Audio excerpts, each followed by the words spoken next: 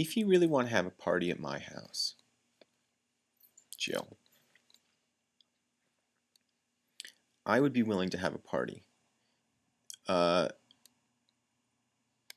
there's a couple rules. You have to wear the party dress.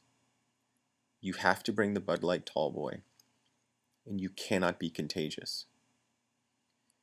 And all other sadsters would be invited too, but I don't think anybody is on the East Coast aside from Jill and myself. Uh, and I would even be willing to have a party just for the two of us. It could be uh, a Bubba Burger party, because I don't know if you've had Bubba Burgers, Jill, but they're frozen hamburger patties that you put directly on the grill, and they're unbelievably delicious. Maybe you don't eat meat. I don't know. Girls never eat meat anymore. Or, I don't know, maybe just 23-year-old girls or 24-year-old girls or however, until they fucking grow up. And then they're like, oh, wait, protein's delicious. So, if today is Wednesday, you could literally come over tomorrow, and then I could drive you back into the city around 4:35, or you could come over Friday, and we could just, play Bago and make Bubba Burgers and drink. We'll just split your Budweiser. Your call. You know, uh, I feel like you threw out a bluff there, and I'm putting my money where your mouth is. You want to come up? Come on up to the wilds of Connecticut. You heard my three requirements. Balls in your court.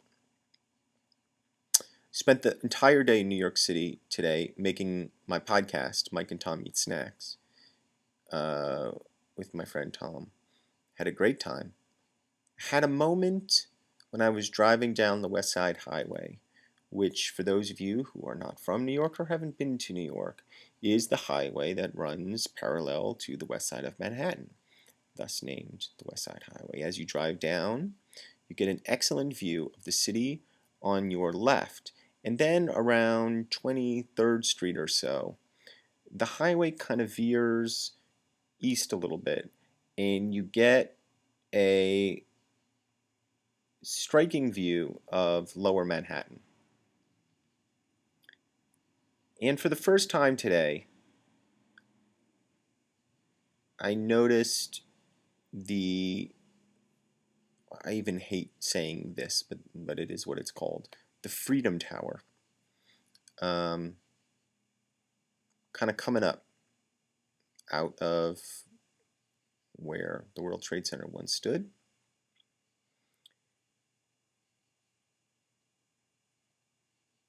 And I felt a kind of I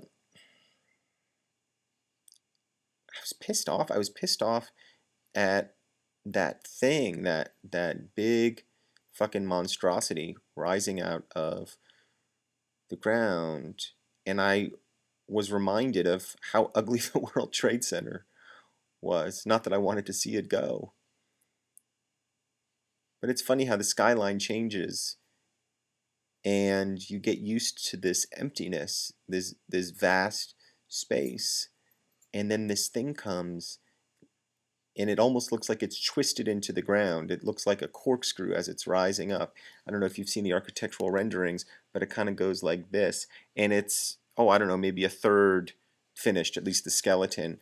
But it looks like it's just been sort of, you know, corkscrewed in there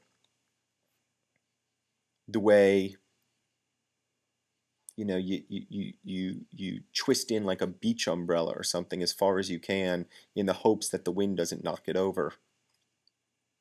And there was something so depressing to me, and I got mad. I got mad at the tower. I got mad that it was there at all.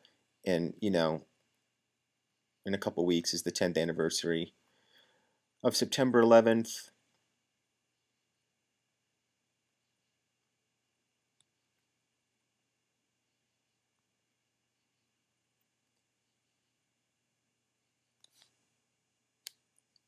I don't even know what there is to say about it. I mean,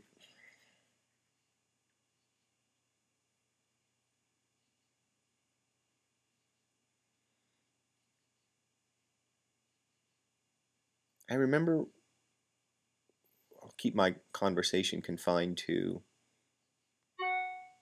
Ground Zero. When it happened, and all these people were streaming downtown, a week, 2 weeks, 3 weeks after, to sort of see the spot, to see the site, to see where it happened. And I remember thinking how sort of perverted that was. I mean, I understood it. I understood the impulse. Uh,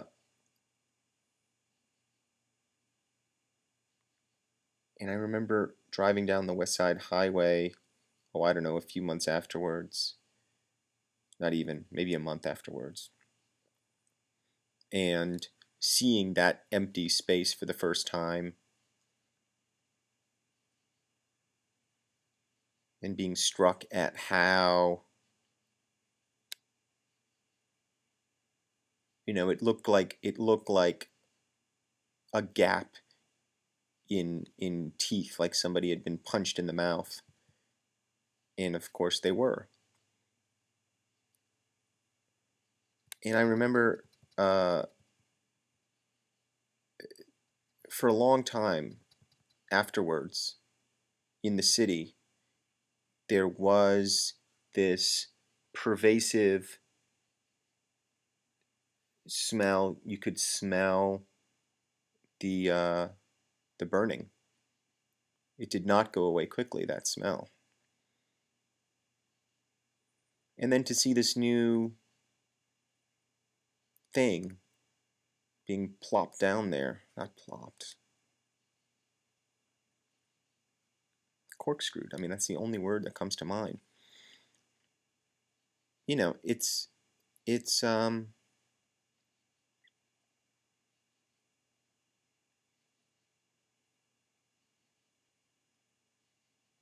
I don't know. I hadn't anticipated talking about this,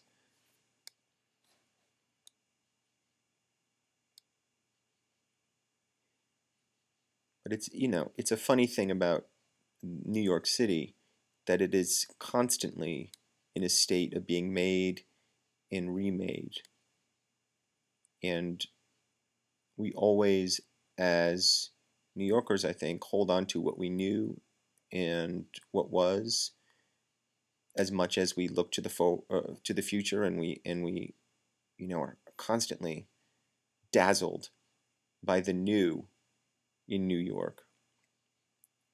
We're also captive to the past, and I think it will take a long time, for me anyway,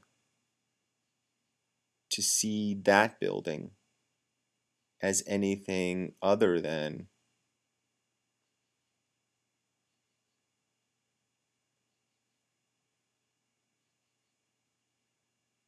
just a photograph, I guess.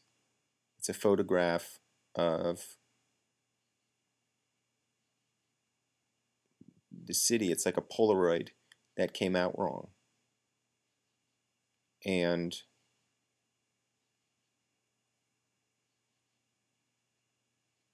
I don't know.